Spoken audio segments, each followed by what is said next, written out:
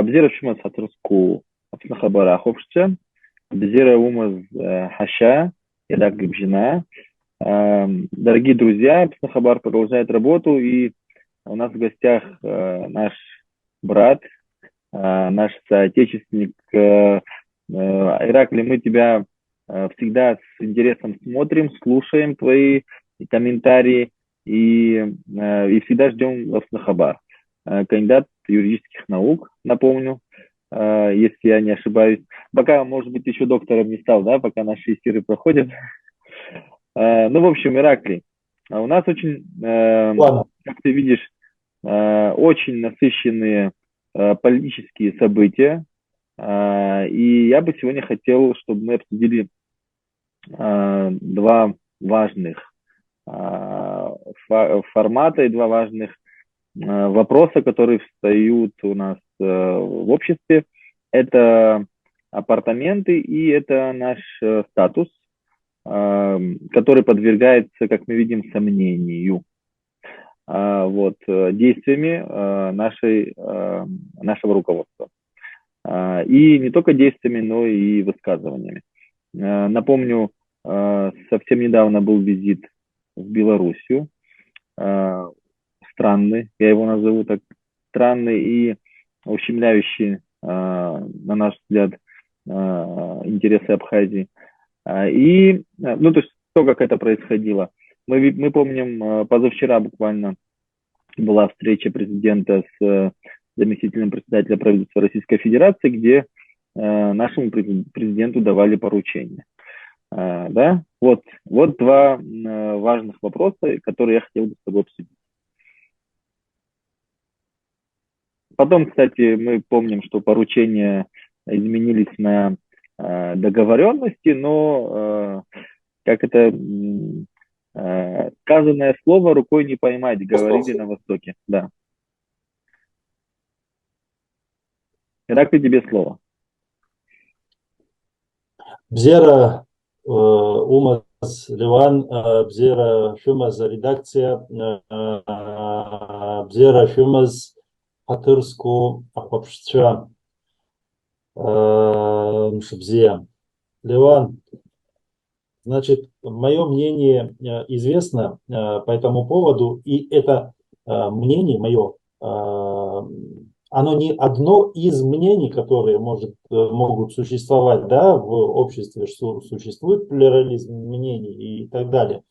Я претендую на то, что это мнение любого гражданина, любого патриота независимой страны. Вот, и потому что я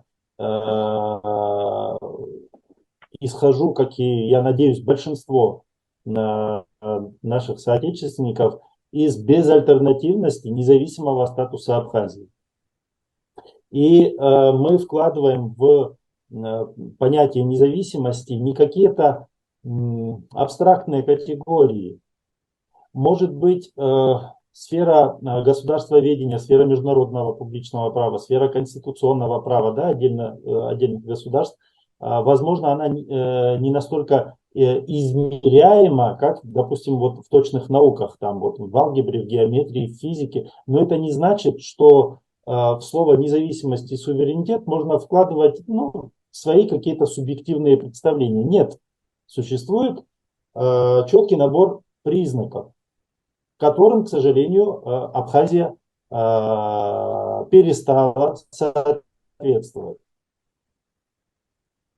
Вот, может быть, мои оценки окажутся в моем представлении.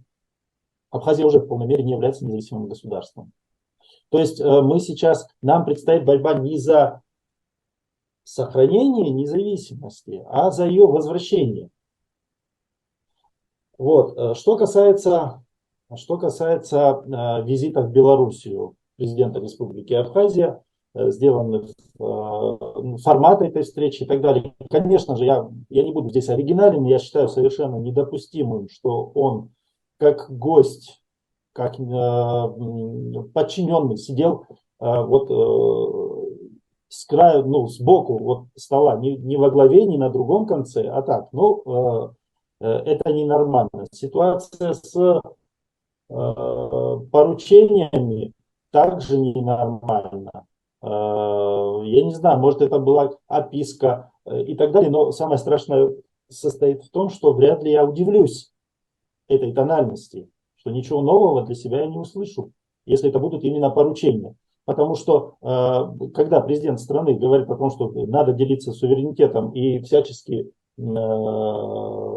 осуществляет какие-то действия, которые свидетельствуют о его готовности этим суверенитетом делиться, то мы должны сказать, что а мы вот суверенитетом народа Абхазии делиться не готовы. Что касается Беларуси, знаете, вот ну да, мне это было очень неприятно, но драматизировать вот по поводу каких-то там внешних проявлений, допустим, я не стану. Я просто предположу, что может быть продолжение этих встреч, этих отношений и так далее. Если это будет признание Абхазии, если это будет плюс одна страна, которая признала независимость Абхазии, то, естественно, я буду смотреть на это положительно.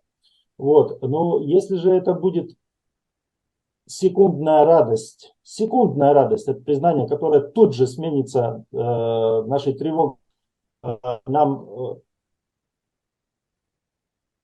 предложат в лучшем случае войти в союзное государство, то я, наверное, против не то чтобы союзного государства, а даже против признания.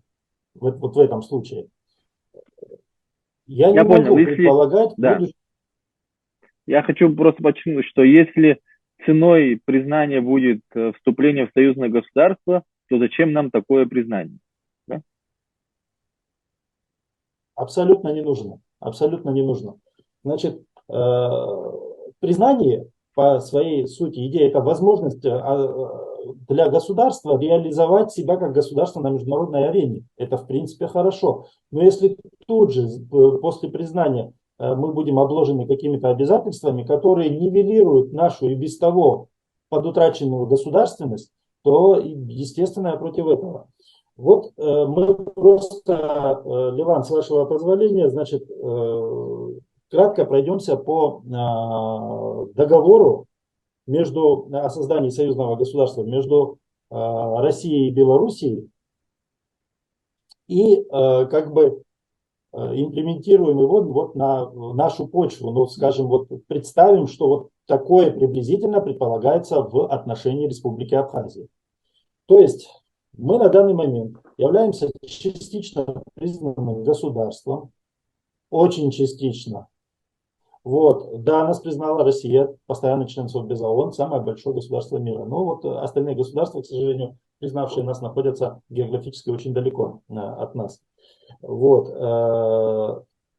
И в этой, вот с этим статусом мы, предположим, вступаем в союзное государство. Вот. Я надеюсь, что этого не произойдет, но все-таки давайте вот теоретически. Что такое союзное государство? Союзное государство, как звучит из его названия, это даже не союз государств, это одно государство, это одно лицо в международно-правовом общении.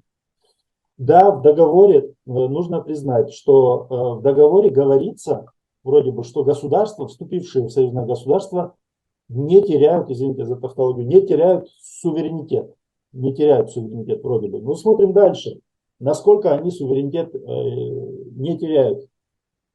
И тут уже каждое государство, каждый народ может решать для себя, приемлемо это для него или неприемлемо. Ну, во-первых, союзное гражданство возникает. Вот. Возникает общее союзное гражданство. И образуются такие органы, как Высший государственный совет, парламент союзный, Совет министров, суд, счетная палата союзного государства.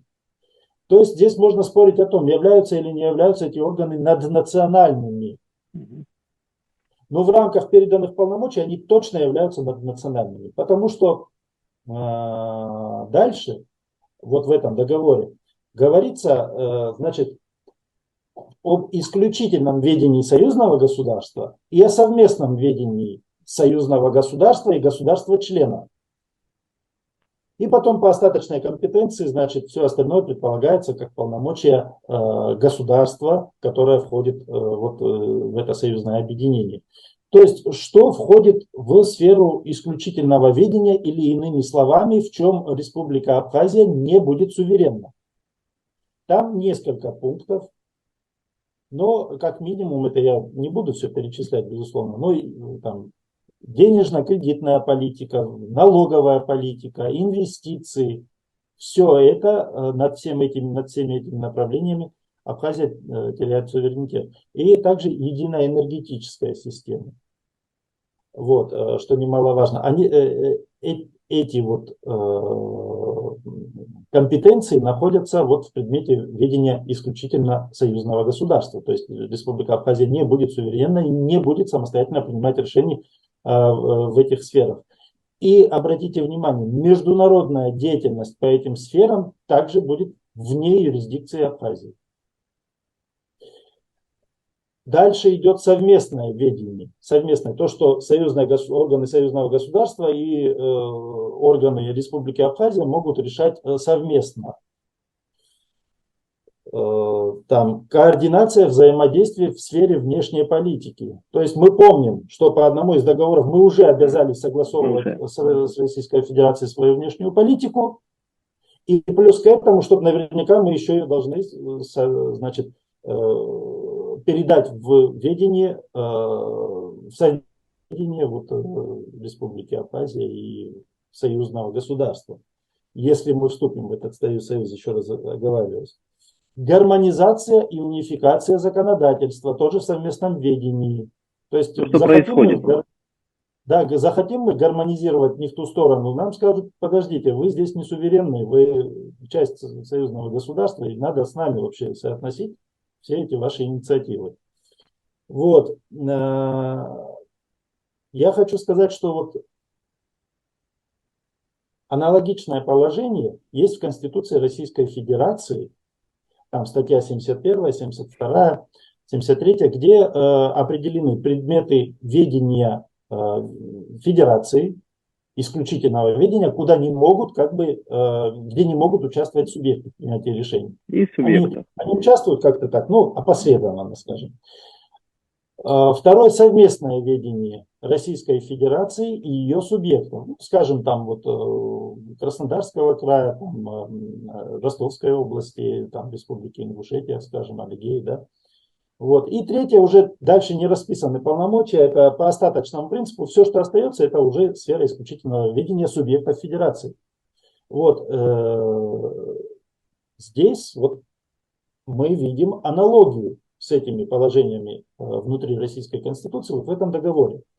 Возможно, поэтому Александр Лукашенко сопротивляется. Он много говорит об этом, но дальше разговоров они не продвинулись в своих договорных отношениях.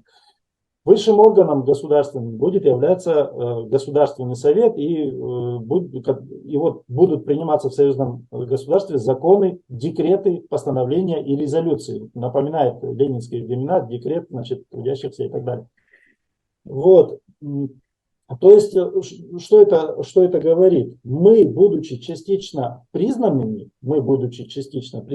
входим в союз, лишая себя возможности признания в качестве независимого государства. То есть мы свою самостоятельность не усиливаем, как бы демонстрируя мировому сообществу, что нас следует признать, а мы от нее еще отодвигаемся, еще отказываемся.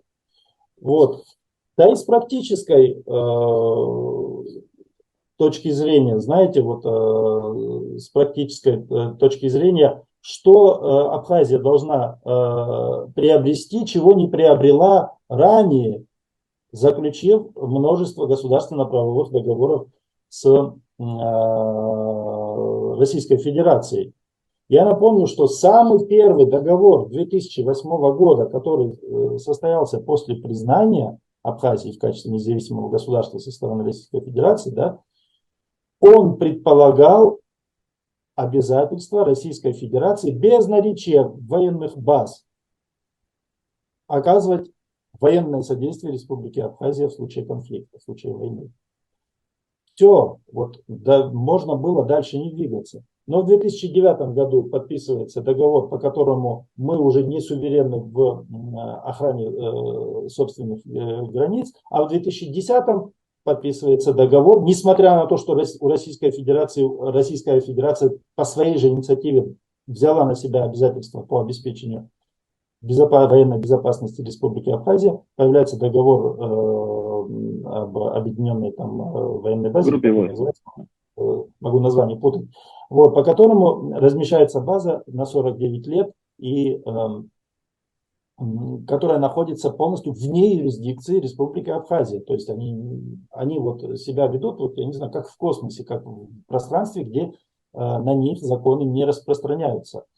Вот. И мало того, что мы передали такое количество полномочий, этот маховик не останавливается. В 2014 году при предыдущем президенте подписывается договор, мы пытались тогда противостоять, кое-что там добились изменения чего-то, но полностью отменить его не смогли.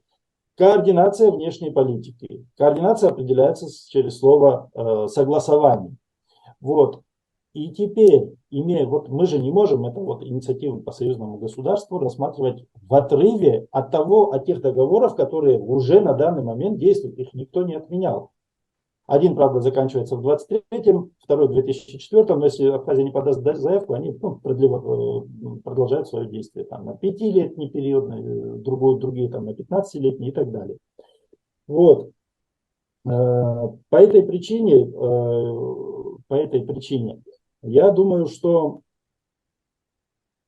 не следует нам вступать в подобного рода объединения, которые способны наш суверенитет не укрепить, а наоборот снизить его и без того невысокий уровень. Вы знаете, вот в ситуации, когда на государственной границе государства паспортный контроль осуществляет другое государство, я имею в виду Ингур, Да. государственную границу с Республикой Грузия, там же, теоретически иностранцы, которые едут в Абхазию, кого они видят первым? Абхазцев? Да. Абхазских Нет, пограничников? российские пограничные войска. Это российские пограничные войска, да. Да. Потом Вот. только абхазские. Да. Да.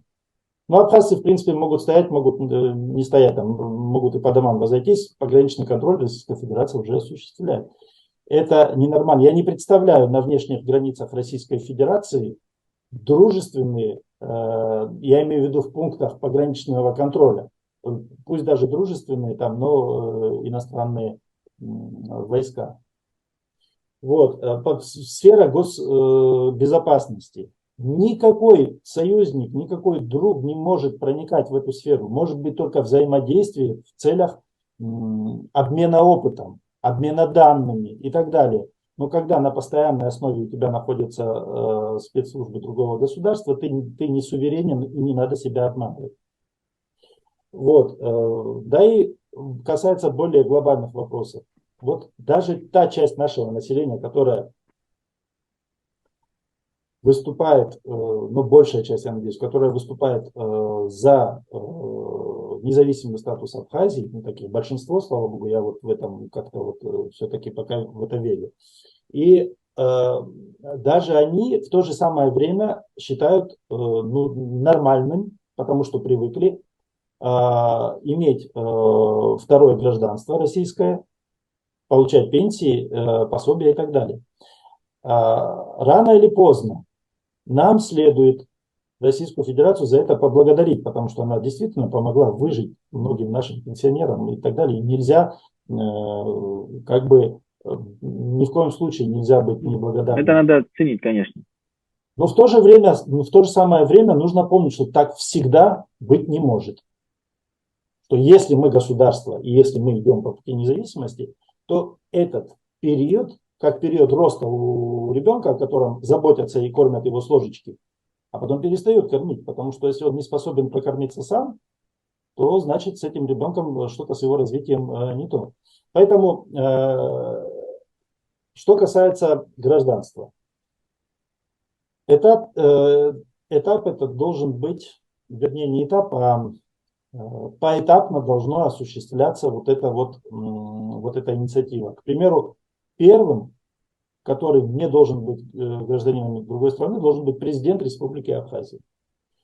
Это совершенно ненормально, чтобы наш президент, как рядовой избиратель, участвовал бы на внутрироссийских выборах. Хоть президентских, хоть парламентских. И это делали предыдущие президенты, еще так под камерой, еще вот типа сфотографируйте нас, как мы вот хорошо делаем.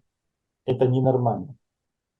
Ты президент независимой страны, страна твоя суверенна, и на тебя не может распространяться власть президента, пусть даже дружественной, но соседней страны. Следующими должны быть депутаты и министры.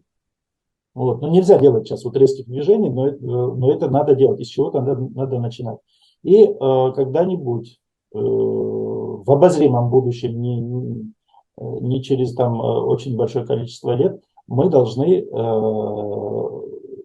будем вот второе дыхание вдохнуть в наше гражданство, чтобы по нашему абхазскому гражданству люди добиваться этого. Люди могли бы ездить по миру, получать образование, пока, может быть, без признания, ну, как граждане Республики Абхазия. Потому что существует в международном праве такое понятие, как элементы признания де-факто. Вот то, что вот визит, значит, Аслана Джамия в Беларусь, это признание де-факто, но не де-юре пока. Вот, то есть здесь ничего нового не произошло с точки зрения международного права. И вот это признание де-факто, оно может быть продолжаться десятилетиями, не переходя в признание де-юре, а может сразу в скором времени перейти в признание де-юре. А может и не перейти. Это, знаете, мы не можем много говорить. факторов. Да. Ираклий, вот в этой связи ты сейчас говорил о союзном государстве. Представим, что мы жили бы в союзном государстве. Представим, что мы живем в союзном государстве. Разве возможно, что мы отвечали бы на такие вопросы, как пицунда, как апартаменты? Насколько мы могли бы вообще их ставить? Вот в чем заключается мой посыл. Ой, при текущем тренде, если не сохранить категорический запрет вот на эти вещи, пицунда, там, апартаменты и так далее, если это допустить, то при союзном государстве отстаивать эти вещи станет либо намного сложнее, либо станет практически нереальным. Хочу сказать тебе огромное спасибо за такой развернутый комментарий. И хочу поблагодарить наших зрителей за то, что нас смотрят, за то, что репостят, и за то, что комментируют, и за то, что ждут, надеюсь, наши выпуски тоже.